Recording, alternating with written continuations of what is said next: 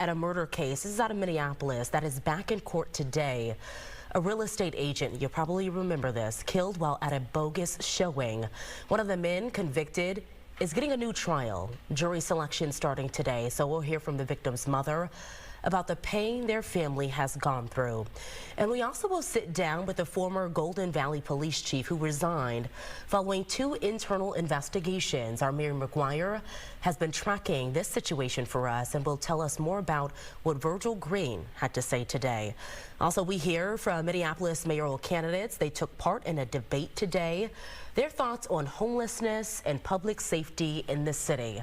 Plus, let's talk sports. The Timberwolves won their first preseason game, and the regular season is now just a few weeks away. So how the players are feeling as they get back on the court. And we're excited as fans. Yes, ready for that. Yeah. We are also, some people say they're ready for some fall weather. Some people not so much. They'd like to hold on to what we had this weekend. But we want to get started with Chief Meteorologist Ian Leonard.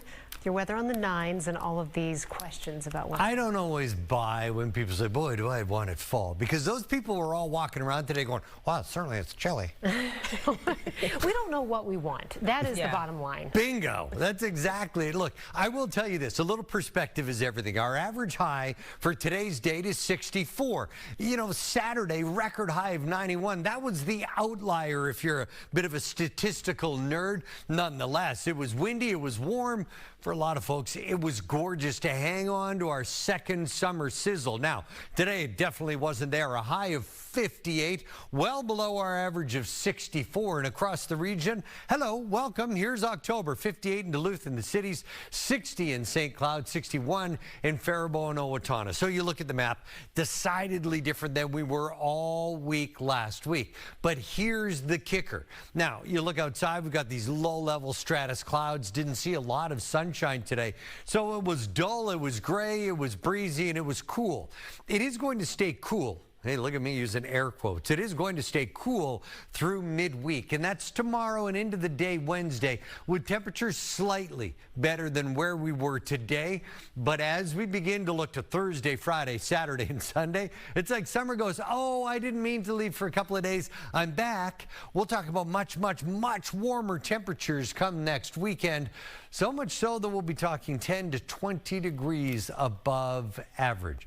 If you like an extended summer, have I got a forecast for you. But if you got a whole bunch of new sweaters you want to try out, well, first of all, you pull it over and your hair gets messy, and but you'll have plenty of time to get to those sweaters. We'll talk about all of this here in about 10 minutes. Yeah, those sweaters can be itchy, too. I know, yeah. All right. Thanks, Ian. Well, just in the last hour, a rally took place in Stillwater in support of a statewide ban on assault weapons and high-capacity magazines. Students, parents, and community leaders, including the mayor, all gathered in Washington Square Park. Heart obviously broke for the Annunciation community and the friends and families of the victims. I never want to be in the position of my friend, Mayor Fry, and having to speak with the grieved families after such a tragedy. But unfortunately, that's no longer unimaginable for me. We have to act. We have to keep our kids safe. It should be obvious. It shouldn't be political. I also want to be honest with everyone here today. I'm a gun owner. We have handguns, shotguns, and rifles at our house for sport and protection. I respect the Second Amendment. But with those rights also comes responsibility. And I think it's responsible and absolutely necessary to have a conversation about these types of guns and capacity and what place they have in our society. They want Governor Walz to call a special session to address gun violence, most recently with the deadly shooting at Annunciation Church in Minneapolis. The group also took a moment of silence for the young victims who lost their lives and those who were injured. We'll hear more from this event coming up tonight at 6. Jury selection is underway in a retrial of a high-profile murder case. Lyndon Wiggins was initially convicted 3 years ago in the murder of 28-year-old Monique Baugh, a real estate agent who was killed on New Year's Eve of 2019. Fox 9's Rob Olson is at the Hennepin County Government Center tonight. So, Rob, let's just hit the reset button here first in this case, which involves 5 defendants in total. Yeah, and 5 convictions over the past several years for those 5 defendants as well. But in 2 of the cases, the state Supreme Court overturned those. Now, one of them, the defendant then decided to take a plea deal rather than a retrial. But in this case, Lyndon Wiggins decided to take the retrial, and that is why we are here. Jury selection began today, and opening statements in this again set to begin next Monday. And Rob, let's go even further. So viewers might remember this case, really heartbreaking story. Monique Baugh was a real estate agent who was lured to a home to show on New Year's Eve of 2019, but those messages were a setup. So just kind of walk us through what happened. Yeah, and that's what came out in the criminal complaints, and certainly in the trials, is that there were some messages by one of the defendants, the one that ultimately then took this plea deal, luring her to this home in Maple Grove for a showing. When she got there, though, then she was basically kidnapped and bound and put in the back of a moving truck, ultimately then killed and put into an alley in Minneapolis where her body was found. Again, the arrests soon followed, as well as the indictments and then convictions. Again, 2 of them overturned, 1 now being retried. But it's been an ongoing case now for nearly 6 years here that the family thought was done. But again, 1 more trial here to get through. Yeah, Rob, and with those disturbing details that you just mentioned, one might ask, how was it that this one defendant, Lyndon Wiggins, ultimately got his original murder conviction overturned?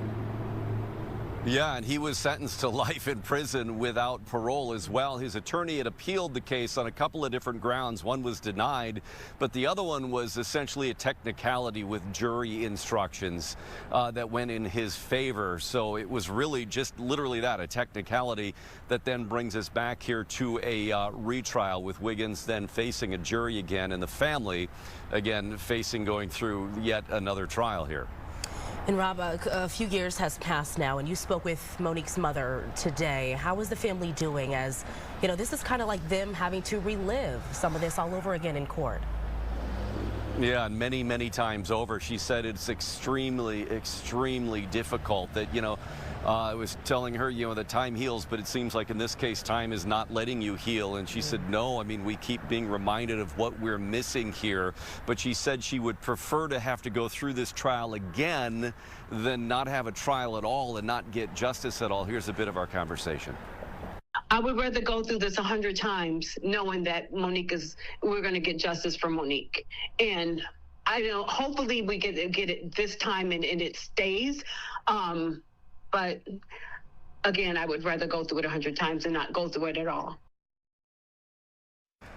Yeah, you can hear that, and she's bracing for this trial to begin next Monday. And she mentioned too that Capella Tower here in Minneapolis will be lit up in honor of Monique's birthday on October 17th. Colors chosen by her daughters, pink, sky blue, and purple. She would have been 34 years old on the 17th. Wow, this family has had to go through so much over the years, so hopefully they will finally be able to heal. Rob Olson reporting live in Minneapolis tonight. Thank you, Rob. A St. Paul man charged with murder making his first appearance in court today. According to authorities, Andrew Neitz is suspected of starting a fire inside a Minneapolis duplex late last month. The 41-year-old had rented a room there. He was evicted over alleged drug use. The victim is the son of the property owner. Court documents show the suspect has 2 prior arson convictions, and he's set to return to court tomorrow. Bail is set at $500,000. 4 of the candidates for Minneapolis mayor together answering questions on a variety of topics. And this included rent control, bus traffic on Nicollet Mall, clearing encampments, and how to address the unhoused population as a whole. That is something State Senator Omar Fateh says has gone unaddressed. The mayor has had 2 terms to address this, and there's no reason to believe why a 3rd term wouldn't be successful. Senator Fateh and I do disagree on something substantial, which is that he has made very clear that he will not close homeless encampments. That strategy does not work. It has not worked in any city in the country. The candidates to try and... Well, the candidates also weighing in on public safety. Let's listen.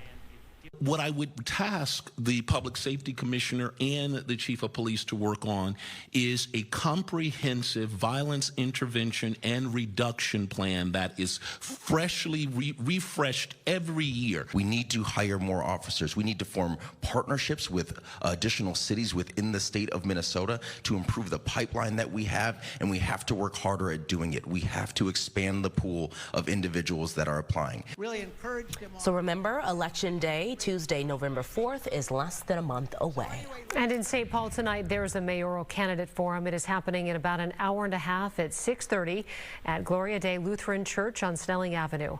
Incumbent Mayor Melvin Carter, business owner Yan Chen, North End resident Adam Dullinger, State Representative Kali Vang, and the only Republican candidate, business owner Mike Hilborn.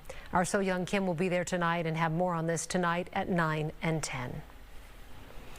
All right, nice crisp fall weather to start the day.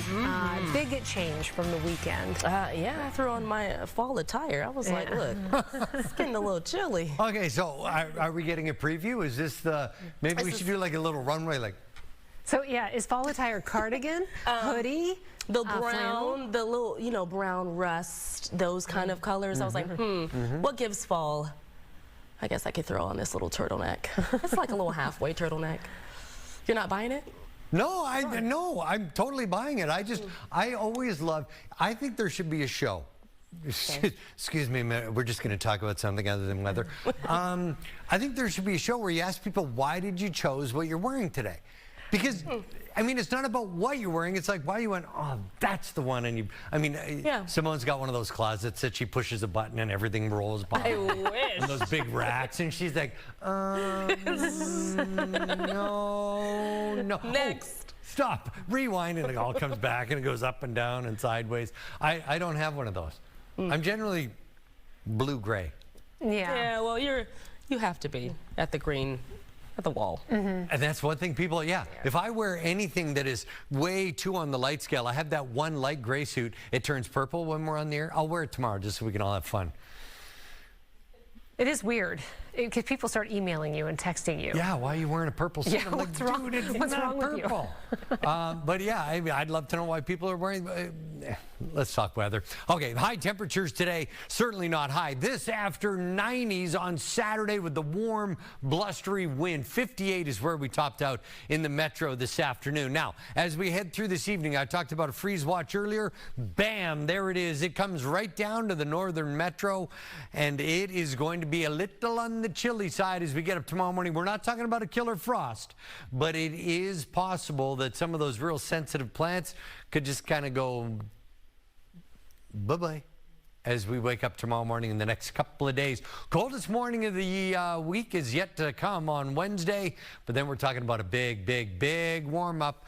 Simone's going to have to put away the fall wardrobe as we get toward Thursday, Friday, and Saturday. We'll talk about that here in about 10 minutes. Back to the summer attire. All right. Thanks. That's okay. We get a couple more weeks out of it. Yeah. Fewer weeks in the turtlenecks. And then I'll be in my parka before we know it. All right, the Golden Valley Police Chief resigned from his position after a turbulent couple of years on the job. He's been the subject of 2 internal investigations so far. Our Mayor McGuire sat down with him today, so we'll hear from him coming up at 5:30. And the Gophers are moving on to their homecoming game, but PJ Fleck had some words for his guys after their blowout loss against Ohio State. But before we hear from him, here's a look at your drive times.